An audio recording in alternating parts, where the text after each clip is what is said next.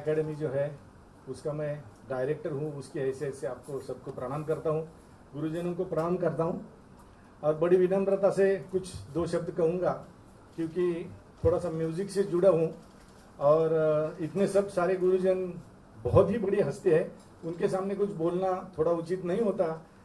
संगीत के क्षेत्र में खुद दीदी यहाँ विराजमान है तो उनके सामने भी बोलना ठीक नहीं है। दीदी की इजाज़त लेके मैं थोड़ा सा कुछ जो हमने सोचा है उसके बारे में आपको कहूँगा। डॉक्टर विश्वनाथ कराड़ जी एक ऐसी हस्ती है कि जिनका नाम MIT के माध्यम से पूरे इंडिया में हो चुका है, लेकिन म्यूजिक के प्रति उनका बचपन से एक लगाव था, प्यार था और बहुत ही बढ़िया कुछ भारतीय शास्त्रीय संगीत के लिए करे ऐसा उनका बचपन से ख्याल था। तो वो जो उनका ख्याल उन्होंने वास्तव में एक 5-6 साल पहले एक कागज के ऊपर लकीर खींच के उन्होंने खुद ने एक सा रे ग म प ध नि सा ये 7 सुर है, उसके लिए 7 डोम बनाए हैं और 7 डोम लेके एक बिल्डिंग का निर्माण उन्होंने खुद ने किया। आप देख सकते हैं यहाँ पे कि वो बिल्डिंग क्या है।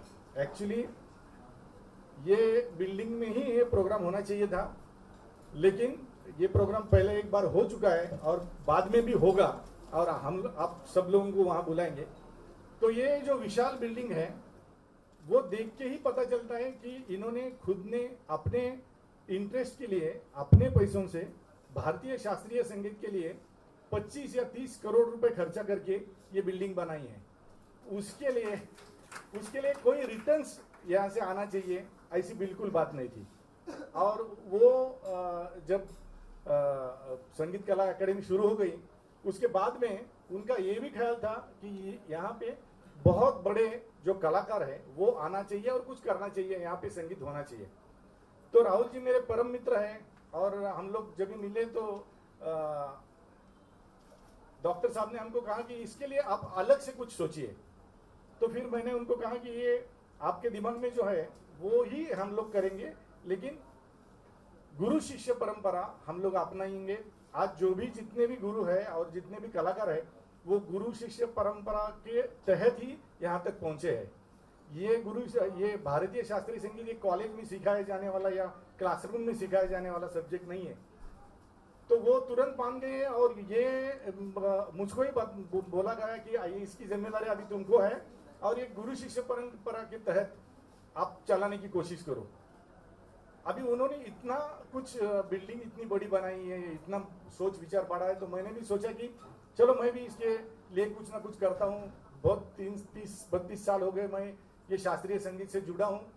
बहुत सारे कलाकार हमारे मित्र हैं, नज़दीक वाले हैं, तो मैंने तुरंत बात करनी शुरू कर दी है और जो आज कलाकार सब बैठे हैं उनको सबको मैंने न्योता दिया कि ऐसा ऐसा होने जा रहा है। तो तुरंत उन्होंने हाँ कहा। ये तुरंत उन्होंने हाँ कहा, इसके ऊपर मैं एम्फसाइज इसलिए कर रहा हूँ कि जो सिखाने की चाहत है, मेरे आगे वाली पीढ़ी कुछ होना चाहिए और मेरी कला उन तक पहुंचनी चाहिए, ये इन सब गुरुओं में दिख के आया। और इसके लिए हमने ऐसा सोचा कि अभी ये गुरु शिष्य परंपरा ही शुरू करते हैं। उसमें दूध में शक्कर की बात ऐसी हो गई कि खुद पंडित हृदयनाथ मंगेशकर भी बाद में इसमें शामिल हो गए और हमारा उनसे बहुत दिन से विनती थी कि क्लासिकल बेस सुगम संगीत जो है, जो कि सिर्फ और सिर्फ वही जानते हैं, तो वो भी हमारे लिए बहुत ही खुशी की बात हो गई थी। वो गुरु करके उन्होंने हमारा जो निमंत्रण था वो स्वीकार कर लिया। और आज आप देख रहे हैं इतने बड़े सब गुरुजन यहाँ पे है। अभी बात ऐसी है कि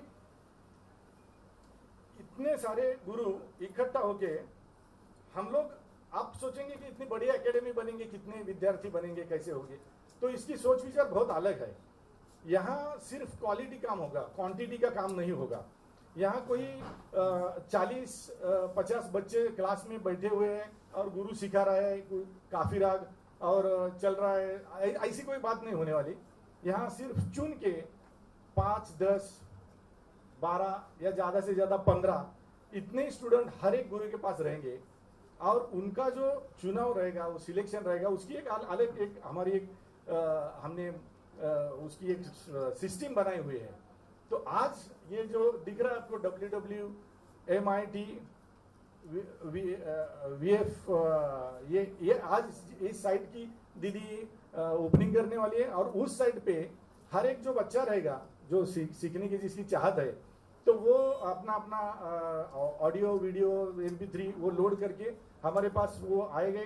फिर ये खुद गुरु ही उसमें से चॉइस करेंगे कि कौन से चाहिए, फिर उनको वापस ऑडिशन के लिए बुलाया जाएगा, और फिर वो ऑडिशन भी खुद गुरु ही ले लेंगे, उनको सामने बैठा के प्रश्न पूछा जाएगा, और वो जो चुन के आए हुए चुने हुए जो 10, 12, 11 उन्हीं पे ऊपर पूरी मेहनत की जाएगी। ये इस फॉर्मेट का गुरुकुल का फॉर्मेट यही रहेगा। और आगे वाली बात यह ऐसी है कि ये सब जो होगा, इतने बड़े गुरु, इतनी बड़ी जगह, इतना अच्छा माहौल, और ये सब विश्वनाथ कराड़ जी ने मुझको कहा कि ये सब मैं इसका निःशुल्क करूंगा, इसमें कोई शुल्क नहीं। मतलब ये और एक बड़प्पन है उनका आगे जाके, अभी आगे क्या क्या होने वाला पता नहीं उनसे, लेकिन ये निःशुल्क रहेगा। सिर्फ बच्चा आएगा, अपने घर में भी भोजन का उसको पैसे लगता है, यहाँ भी निवास और भोजन का केवल मात्र पैसा जो भी हो जाएगा वो चार्ज किया जाएगा। बाकी सब जो है गुरु और वो इतनी बड़ी फैसिलिटी और वो जो माहौल, ये सब निःशुल्क रहेगा। और ये सब जो बातें हैं ये इन्होंने क्यों की, बाद में उन्होंने मुझको बताया, वो भी मैं आपको बताना चाहता हूँ कि हमारे भारतीय पूरे भारत में ऐसे कई इलाके हैं कि जहाँ तक ये म्यूजिक पहुँचा नहीं है, या वहाँ बहुत ढेर सारा टैलेंट पड़ा हुआ है। गांव खेड़े में, कस्बे में, हिली एरिया में ऐसे बहुत सारे बच्चे कि जो बहुत कमाल का गाते हैं, बजाते हैं। तो वो सब जो बच्चे हैं उनको ये शिक्षा मिलनी चाहिए, और वो अगर आते हैं तो वो अफोर्डेबल नहीं रहते कि यहाँ वहाँ से समझो कोई हिमाचल से है या अरुणाचल से है, वहाँ से आके हरिप्रसाद चौरासिया जी के यहाँ पे वो सीखे, ये उनकी ताकत ही नहीं रहती।